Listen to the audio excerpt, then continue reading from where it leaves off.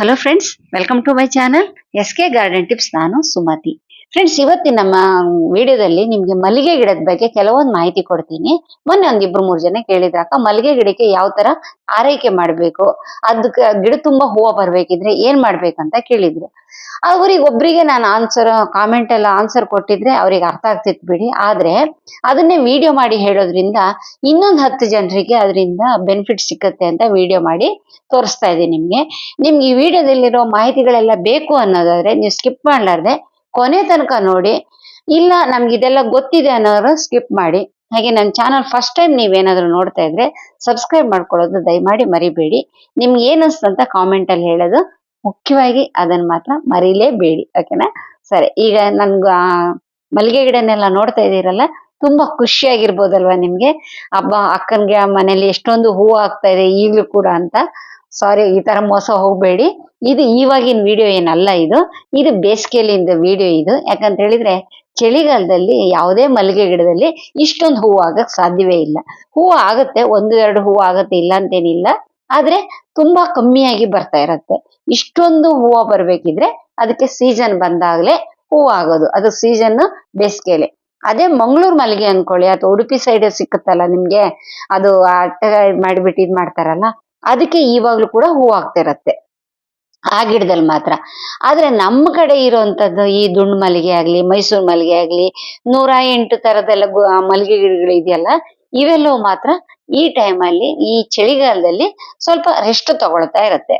ಈಗ ಮನುಷ್ಯರಾದ ನಾವು ರಾತ್ರಿ ಮಲ್ಕೊಂಡು ರೆಸ್ಟ್ ಮಾಡ್ತೀವಲ್ಲ, ಕಂಪ್ಲೀಟ್ ಆಗಿ ಒಂದ್ 7-8 ಗಂಟೆ ನಿದ್ರೆ ಬೇಕು. ಇಲ್ಲ ಅಂತ ಹೇಳಿದ್ರೆ ಮಧ್ಯದಲ್ಲಿ ಯಾರಾದ್ರು ಎಬ್ಬಿಸ್ತಾ ಇದ್ರೆ, ಡಿಸ್ಟರ್ಬ್ ಆಗ್ತಾ ಇದ್ರೆ, ಅವಾಗ ಏನಾಗುತ್ತೆ ಅಂದ್ರೆ ಮಾರನೇ ದಿವಸ ನಮ್ಗೆ ತಲೆ ಎಲ್ಲ ಒಂಥರ ಹಿಡ್ಕೊಂಡಂಗೆ ಆಗಿರುತ್ತೆ, ಮೂಡೆಲ್ಲ ಔಟ್ ಆಗಿರುತ್ತೆ ಅಲ್ವಾ? ಅದೇ ತರ ಗಿಡಗಳಿಗೆ ಕೂಡ ರೆಸ್ಟ್ ಪೀರಿಯಡ್ ಅಂತ ಒಂದಿರುತ್ತೆ.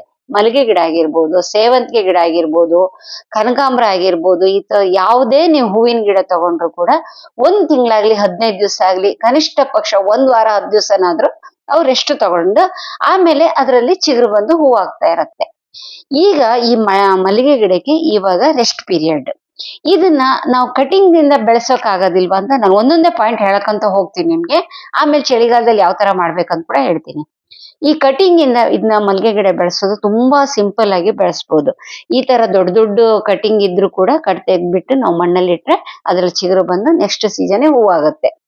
ಇದಕ್ಕೆ ಮಣ್ಣು ನೀರ್ ನಿಂತಿರಬಾರ್ದು, ನೀರ್ ಧಾರಾಳವಾಗಿ ಹೋಗ್ತಾ ಇರ್ಬೇಕು. ಒಳ್ಳೆ ಗೊಬ್ಬರ, ಮಣ್ಣು, ಮರಳು ಮಿಕ್ಸ್ ಮಾಡಿದ್ದು ಮಣ್ಣು ತಗೊಂಡ್ರೆ ತುಂಬಾ ಚೆನ್ನಾಗಿ ಮಲ್ಲಿಗೆ ಗಿಡ ಬೆಳೆಯುತ್ತೆ.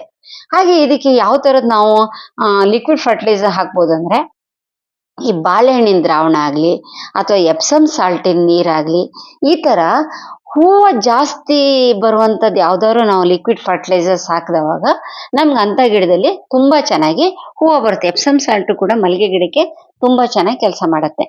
ಹಾಗೆ ಇದಕ್ಕೆ ಯಾವ ಗೊಬ್ಬರ ಚೆನ್ನಾಗಿರುತ್ತೆ ಅಂತ ಹೇಳಿದ್ರೆ, ಕೌಡಂಗ್ ಕಾಂಪೋಸ್ಟ್ ತುಂಬಾ ಚೆನ್ನಾಗಿ ಕೆಲಸ ಮಾಡುತ್ತೆ ಇದಕ್ಕೆ. ಹಾಗೆ ವರ್ಮಿ ಕಾಂಪೋಸ್ಟ್ ಆಗ್ಲಿ, ಕಿಚನ್ ಕಾಂಪೋಸ್ಟ್ ಆಗ್ಲಿ, ಯಾವುದೇ ಆಗ್ಲಿ ಒಳ್ಳೆ ಒಂದು ಕಾಂಪೋಸ್ಟ್ ಇದಕ್ಕೆ ಚೆನ್ನಾಗಿ ಕೆಲಸ ಮಾಡುತ್ತೆ.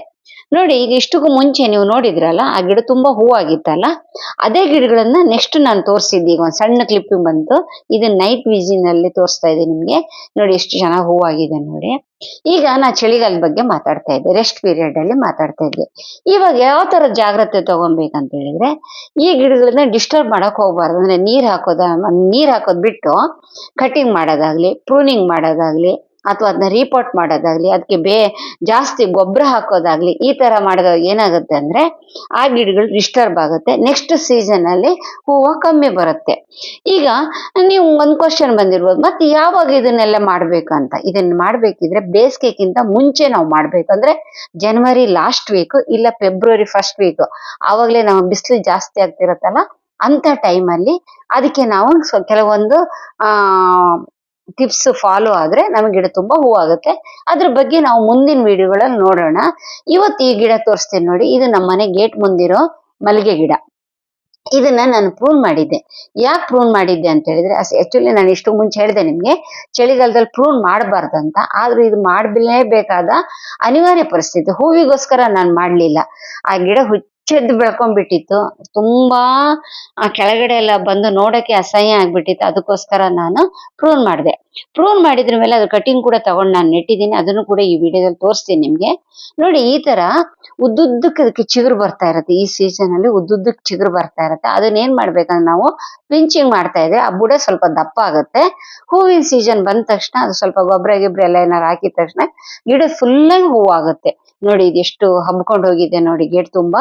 ಈ ಸೈಡಿಂದ ನಂಗೆ ಅದ್ಮೇಲೆ ಸಿಕ್ಲಿಲ್ಲ, ಏಣಿ ಇಟ್ಕೊಂಡು ಕಟ್ ಮಾಡ್ಬೇಕಿತ್ತು, ಅದ್ನ ಹಾಗೆ ಬಿಟ್ಟಿದ್ದೀನಿ. ಸ್ವಲ್ಪ ವರ್ಕರ್ ಬಂದ್ರ ಮೇಲೆ ನಾನು ಇದನ್ನು ಎರಡನ್ನು ಕ್ಲೀನ್ ಮಾಡಿಸ್ತೀನಿ. ನೋಡಿ ಇದು ಸಣ್ಣ ಜಾಜಿ ಅಂತಾರೆ ಇಲ್ಲಿ ತೆಲುಗುಲಿ, ಕನ್ನಡದಲ್ಲಿ ಏನಂತಾರೋ ಗೊತ್ತಿಲ್ಲ. ಇದು ಒಂಥರದ್ದು ಮಲ್ಲಿಗೆ ಗಿಡನೇ ಇದು ಕೂಡ. ಇದಕ್ಕೂ ಕೂಡ ನಾವು ಜಾಗ್ರತೆ ತಗೊಳ್ಬೇಕಾಗತ್ತೆ. ಈ ಗಿಡದ ಬಗ್ಗೆ ಕಂಪ್ಲೀಟ್ ಆಗಿ ಮಾಹಿತಿ ಬೇಕಿದ್ರೆ ಕಾಮೆಂಟ್ ಅಲ್ಲಿ ಕೇಳಿ. ಇದ್ರ ಬಗ್ಗೆ ನಾನು ನಿಮ್ಗೆ ಬೇರೆ ಸಪರೇಟ್ ಆಗಿ ವಿಡಿಯೋ ಮಾಡಿ ತೋರಿಸ್ತೀನಿ. ಹಾಗೆ ಇದು ನೋಡಿ, ಇದನ್ನು ಕೂಡ ಪ್ರೂನ್ ಮಾಡ್ಬೇಕು ನಾವೀಗ. ಇಲ್ಲ ಅಂತ ಹೇಳಿದ್ರೆ ಇದೇ ತರ ಬೆಳ್ಕೊಂಡ್ಬಿಟ್ಟು ಹುಚ್ಚುಚ್ಚಾಗಿ ಬೆಳ್ಕೊಂಡ್ಬಿಡುತ್ತೆ. ಇದು ಇನ್ನೊಂದ್ ಕಡೆ ಇರೋ ಮಲ್ಲಿಗೆ ಗಿಡ. ಈ ಚಳಿಗಾಲದಲ್ಲಿ ಯಾವ ತರ ಇದೆ ನೋಡಿ, ನಾನು ಇಷ್ಟಕ್ಕೆ ಮುಂಚೆ ಹೇಳಿದ್ನಲ್ಲ, ಇದು ರೆಸ್ಟ್ ಅಲ್ಲಿ ಇರುತ್ತೆ. ಅಂದ್ರೆ ಎಲೆಗಳೆಲ್ಲ ಹಸ್ರಾಗಿ ಚೆನ್ನಾಗೇ ಇರುತ್ತೆ, ಯಾವ್ದೇ ತರ ತೊಂದರೆ ಇರಲ್ಲ. ಆದ್ರೆ ಮಾತ್ರ ಚಿಗುರು ಬರಲ್ಲ, ಹೂವು ಆಗೋದಿಲ್ಲ. ನೋಡಿ ಎಷ್ಟು ತರದಲ್ಲಿ ಬಂದೆ ನೋಡಿ. ಇದಕ್ಕೆ ಕಟಿಂಗ್ಸ್ ನೆಡ್ಬೇಕಿದ್ರೆ ಯಾವ ತರದ್ ನೆಡ್ಬೇಕು ಅಂತ ಹೇಳ್ತೀನಿ ನಿಮ್ಗೆ.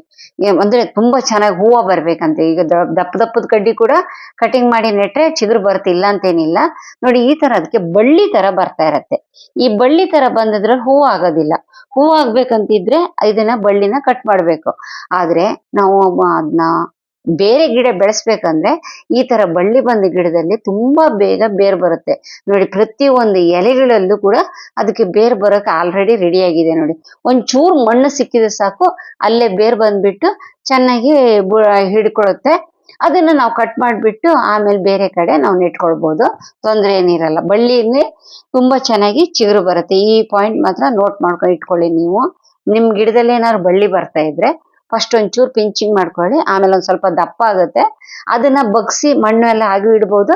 ಇಲ್ಲ ಅಂತ ಹೇಳಿದ್ರೆ ಅದನ್ನ ಕಟ್ ಮಾಡಿ ಕೂಡ ಮಣ್ಣಲ್ಲಿ ಇಟ್ಟರು ಕೂಡ ನಿಮ್ಗೆ ಈ ಟೈಮಲ್ಲೂ ಕೂಡ ಚೆನ್ನಾಗಿ ಚಿಗುರು ಬರುತ್ತೆ. ಇದು ನೋಡಿ, ಇದು ಜಾಜಿ ಹೂವು ಅಂತೀವಿ ನೋಡಿ. ಇದು ಕೂಡ ಒಂಥರ ಮಲ್ಲಿಗೆ ಜಾತಿ ಸೇರಿದ್ದೆ. ಇದ್ರ ಹೂವು ಕೂಡ ತುಂಬಾ ಪರಿಮಳ ಇರುತ್ತೆ, ತುಂಬಾ ಚೆನ್ನಾಗಿರುತ್ತೆ. ಇದನ್ನು ಕೂಡ ಬೆಳೆಸೋದು ತುಂಬಾ ಈಸಿಯಾಗಿ ಬೆಳೆಸ್ಕೊಳ್ಬಹುದು. ಏನಿಲ್ಲ, ಇದ್ರ ಬಳ್ಳಿ ಇರುತ್ತಲ್ಲ ಅದನ್ನ ಸ್ವಲ್ಪ ಬಗ್ಗಿಸ್ಬಿಟ್ಟು ಮಣ್ಣಲ್ಲಿ ಇಟ್ಬಿಟ್ಟು ಮಣ್ಣಿಂದ ಮೇಲೆ ಏಳದಿದ್ದಂಗೆ ಏನಾದ್ರು ಒಂಚೂರು ಭಾರ ಇಟ್ರೆ ಸಾಕು, ಅಲ್ಲೇ ಬೇರ್ ಬರುತ್ತೆ. ಆಮೇಲೆ ಅದನ್ನ ಕಟ್ ಮಾಡಿ ನಮ್ಗೆ ಎಲ್ಲಿ ಬೇಕೋ ಅಲ್ಲಿ ನೆಟ್ಕೊಬಹುದು. ನೋಡಿ ಇದಿಷ್ಟು ಪರಿಮಳ ಇರುತ್ತೆ, ತುಂಬಾ ಪರಿಮಳ ಇರುತ್ತೆ. ಸಾಯಂಕಾಲ ಟೈಮ್ ಅರಳಿದ್ದಾಗ ಇದು ನಮ್ಮ ಉಯ್ಯಾಲೆ ಹತ್ರ ಇದೆ. ಇದು ಅಂದ್ರೆ ಮನೆ ಬಾಗಿಲಿಗೆ ಎದುರಿಗಿದೆ. ಇದನ್ನು ಕೂಡ ನಾವೆಲ್ಲ ಕಟ್ ಮಾಡಿಬಿಡ್ಬೇಕು. ಇವಾಗ ಕಟ್ ಮಾಡಿದ್ರೇನೆ ನೆಕ್ಸ್ಟ್ ಚಿಗುರು ಬಂದು ತುಂಬಾ ಚೆನ್ನಾಗುತ್ತೆ. ಇಲ್ಲಾಂದ್ರೆ ಇದೇ ತರಾನೇ ಏನು ಯಾವುದೋ ಒಂಥರ ಚಂದ ಇಲ್ಲಾರ್ದೆ ಬೆಳ್ಕೊಂಡು ಹೋಗ್ಬಿಟ್ಟಿರುತ್ತೆ, ಕಾಡ್ ತರ ಬೆಳ್ಕೊಂಡು ಹೋಗುತ್ತೆ. ನೆಕ್ಸ್ಟ್ ಮಳೆಗಾಲದಲ್ಲಿ ಹೂವು ಬರುತ್ತೆ. ನೋಡಿ ಈಗ ಇನ್ನೊಂದು ಗಿಡದ್ದು ನಿಮ್ಗೆ ಉದಾಹರಣೆ ತೋರಿಸ್ತೀನಿ. ಇದು ಕೂಡ ನಾನು ಲಾಸ್ಟ್ ಇಯರ್ ಕಟಿಂಗ್ ಅಲ್ಲಿ ತಂದು ನೆಟ್ಟಿದ್ದು. ಇದು ಮಣ್ಣಲ್ಲಿ ಇದೆ, ಹೇಗಿದೆ ನೋಡಿ. ನಾವು ಮಣ್ಣಲ್ಲಿ ನೆಡುವಂತ ಪದ್ಧತಿ ಬೇರೆ ಇರುತ್ತೆ, ಹಾಗೆ ಪಾಟ್ ಅಲ್ಲಿ ನೆಡೋ ಪದ್ಧತಿ ಬೇರೆ ಇರುತ್ತೆ. ಮಣ್ಣಲ್ಲಿ ನಾವು ಸುಮ್ಮನೆ ಅದನ್ನ ಊರಿದ್ರೆ ಸಾಕು, ಬೇರ್ ಬಂದ್ಬಿಟ್ಟು ಅಲ್ಲೇ ಬೆಳ್ಕೊಳುತ್ತೆ. ಇದಕ್ಕೆ ಹೆಚ್ಚಾಗಿ ನಾವು ಅದಕ್ಕೆ ಜಾಗ್ರತೆ ತಗೊಳ್ಬೇಕಂತಿಲ್ಲ. ಅದೇ ಪಾಟ್ ಅಲ್ಲಿ ಬೆಳೆಸ್ಕೊಳ್ಳುವಾಗ ಮಾತ್ರ ಮಣ್ಣಿನ ಮಿಶ್ರಣ ಚೆನ್ನಾಗಿರ್ಬೇಕು. ಟೈಮ್ ಟು ಟೈಮ್ ಅದಕ್ಕೆ ಜಾಗ್ರತೆ ತಗೊಳ್ತಾ ಇರಬೇಕು. ಜಾಸ್ತಿ ಬಿಸಿಲು ಬೇಕಾಗುತ್ತೆ. ಈ ಮಲ್ಲಿಗೆ ಗಿಡಕ್ಕೆ ಬಿಸಿಲಿಲ್ಲಾರ್ದಿದ್ರೆ ಹೂವು ಜಾಸ್ತಿ ಬರಲ್ಲ. ಇದೊಂದು ಮಾತ್ರ ಮುಖ್ಯವಾಗಿ ನೀವು ತಿಳ್ಕೊಂಡಿರಿ. ಈ ಟೈಮಲ್ಲಿ ಈ ಚಳಿಗಾಲದಲ್ಲಿ ಮತ್ತೆ ಹೇಳ್ತಾ ಇದ್ದೀನಿ, ಯಾವುದೇ ತರ ಗೊಬ್ಬರ ಹಾಕಕ್ ಹೋಗ್ಬೇಡಿ. ಒಂಚೂರು ಇದು ಹಾಕಿದ್ರೆ ಸಾಕು. ನಿಮ್ಗೆ ಇಷ್ಟಕ್ಕೂ ಮುಂಚೆ ಹೂವಾಗಿದ್ದ ಗಿಡ ತೋರಿಸಿದ್ದೆ ನಿಮ್ಗೆ, ನೆನ್ಪಿದ್ದಿರ್ಬೋದು. ಇಲ್ಲಾಂದ್ರೆ ಬ್ಯಾಕಿಗೆ ಹೋಗ್ಬಿಟ್ಟು ಒಂದ್ಸತಿ ನೋಡಿ. ಈ ಪಾಟ್ಗಳೆಲ್ಲ ಇದ್ದಿತ್ತು ನೋಡಿ, ಇವಾಗೆಲ್ಲ ಸತ್ತೋಗಿದೆ. ಇದಕ್ಕೆ ರೀಸನ್ ಏನ್ ಗೊತ್ತಾ? ನಾನ್ ಮಾಡಿರೋ ಕೆಲವೊಂದು ತಪ್ಪುಗಳು. ಇಲ್ಲಿ ಶಂಕು ಪುಷ್ಪದ ಗಿಡ ಬೆಳ್ಕೊಂಡಿತ್ತು, ಸರಿ ಹೂ ಆಗುತ್ತಲ್ಲ ಅಂತ ಹಾಗೆ ಬಿಟ್ಟೆ. ಆ ಶಂಕು ಪುಷ್ಪ ಯಾವ ತರ ಹಬ್ಕೊಂಡಿತ್ತು ಅಂತ ಹೇಳಿದ್ರೆ, ಆ ಮಲ್ಲಿಗೆ ಗಿಡನ ಕಂಪ್ಲೀಟ್ ಆಗಿ ಬಿಸಿಲು ಬರಕ್ ಬೀಳಾರ್ದಿಂದಾಗೆ ಅದು ಕಂಪ್ಲೀಟ್ ಆಗಿ ಸಾಯಿಸ್ಬಿಟ್ಟಿದೆ ಅದು.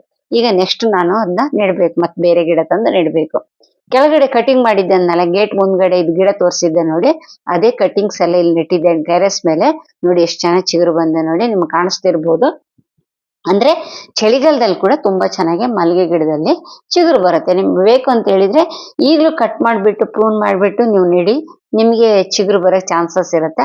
ಅದು ಸ್ವಲ್ಪ ನೆರಳಿರೋ ಕಡೆ ನೆಡಿ. ಅದು ಫುಲ್ ಬಿಸಿಲಲ್ಲಿ ಇಟ್ರೆ ಕಟಿಂಗ್ ಅಲ್ಲಿ ಇದು ಬರಲ್ಲ. ಆದ್ರೆ ಕಟಿಂಗ್ ಬೆಳೆಸೋಂತ ಟೈಮ್ ಯಾವುದು ಅಂತ ಕೇಳಿದ್ರೆ ಮಳೆಗಾಲದಲ್ಲೇ ತುಂಬಾ ಚೆನ್ನಾಗಿ ಬರುತ್ತೆ.